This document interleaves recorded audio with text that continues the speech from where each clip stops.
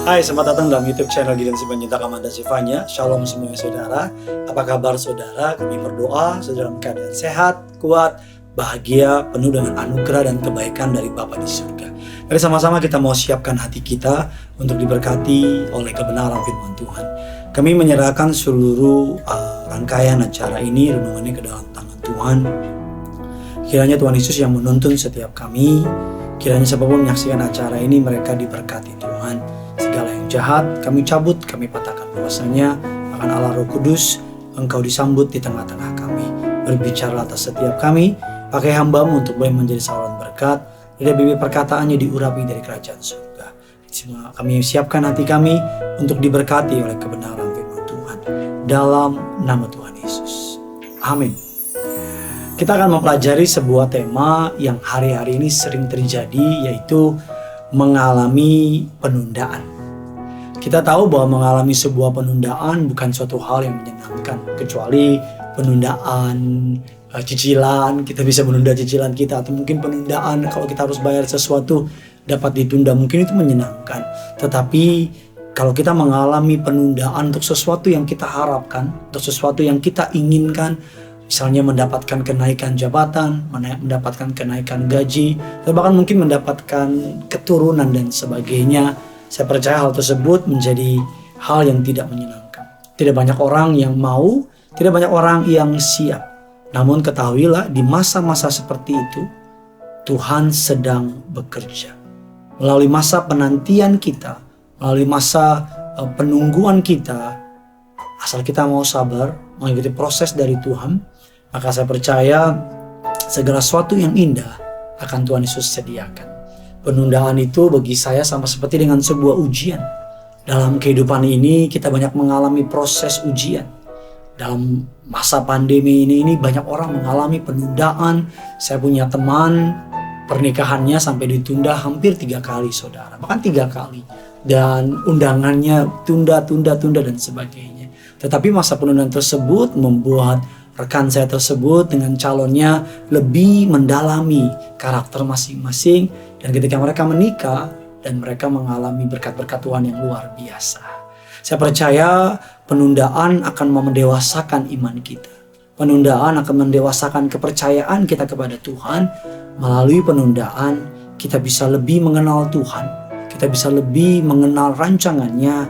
Melalui penundaan kita dapat mengalami segala yang terbaik dari kerajaan surga. Ingat bahwa penundaan bukan berarti penolakan.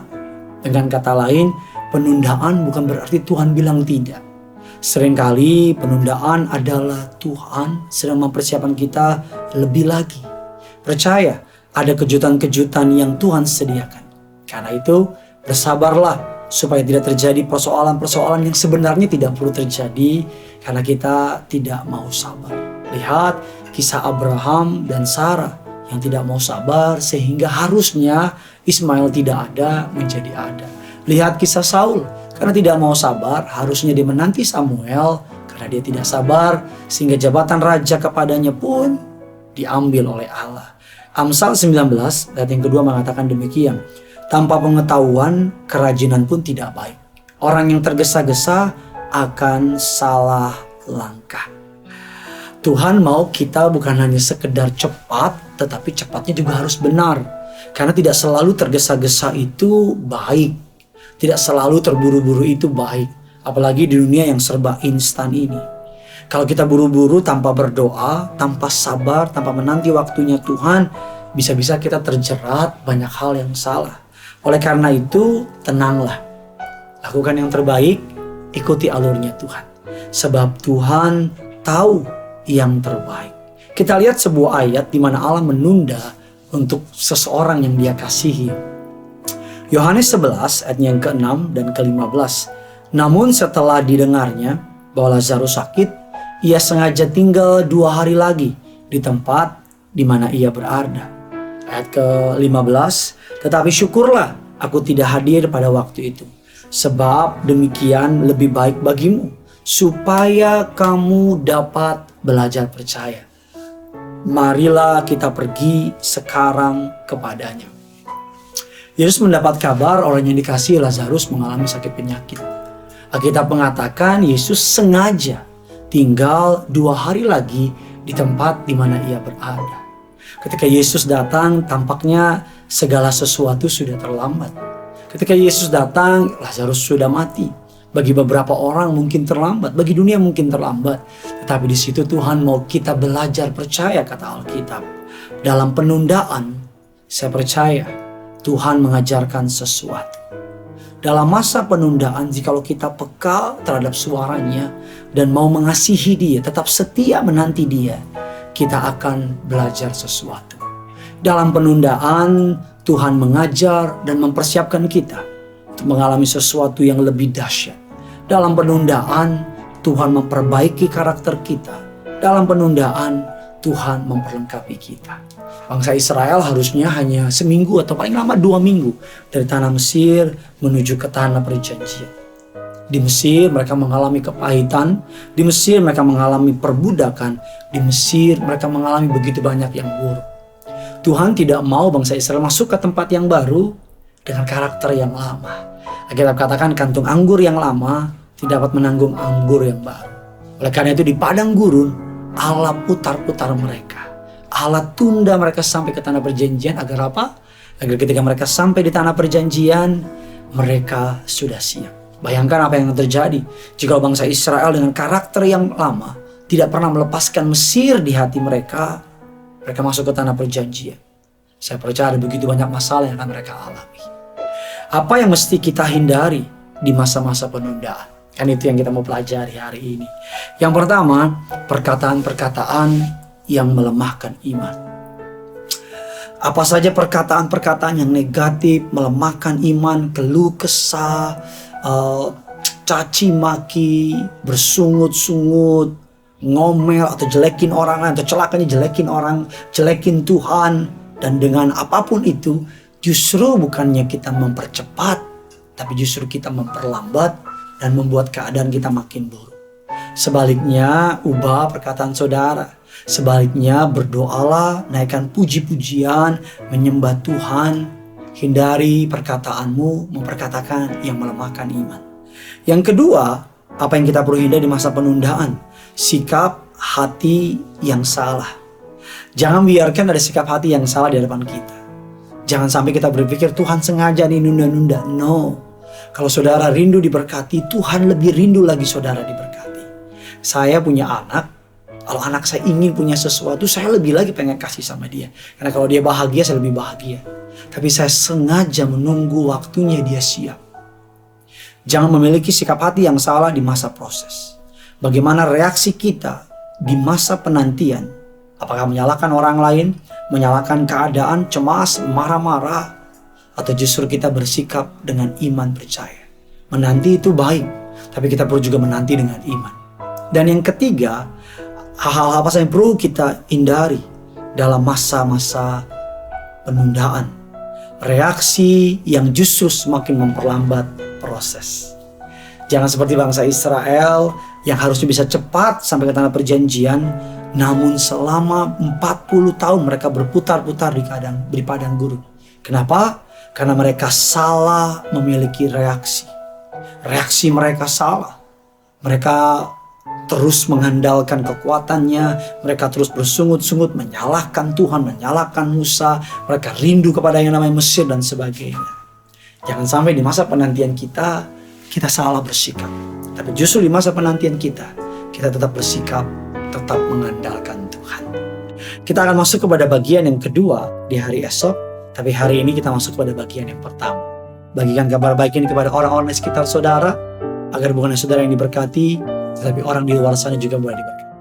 Yang punya surga, crazy in love itu. Sama-sama kita datang sama Tuhan.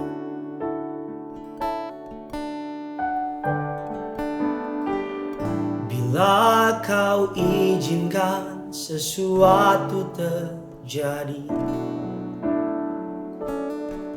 ku percaya semua untuk kebaikanku.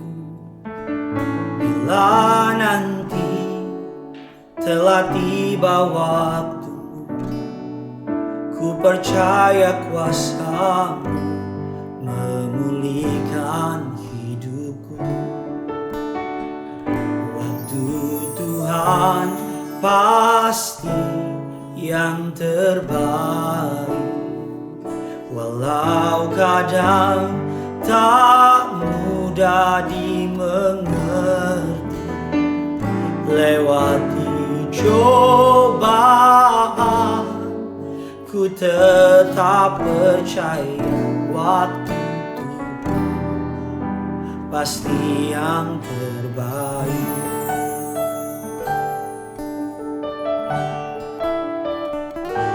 Bila kau izinkan sesuatu terjadi, ku percaya semua untuk kebaikanku. Bila nanti telah tiba waktu, ku percaya kuasa-Mu memulihkan hidupku. Waktu Tuhan pasti yang terbaik. Walau kadang tak mudah dimengerti, lewati cobaan, ku tetap percaya waktu Tuhan pasti yang terbaik. Waktu Tuhan pasti yang terbaik.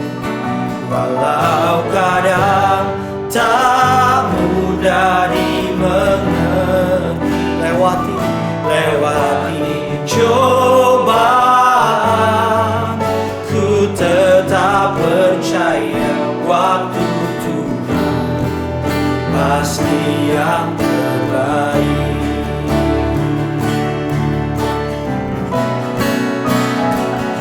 Waktu Tuhan pasti yang terbaik. Walau kadang tak mudah dimengerti, lewati cobaan,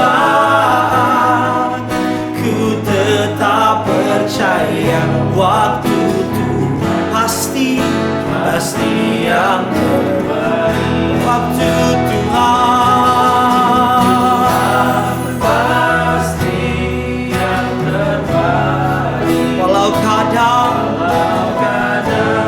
tak mudah dimengerti, melewati cobaan,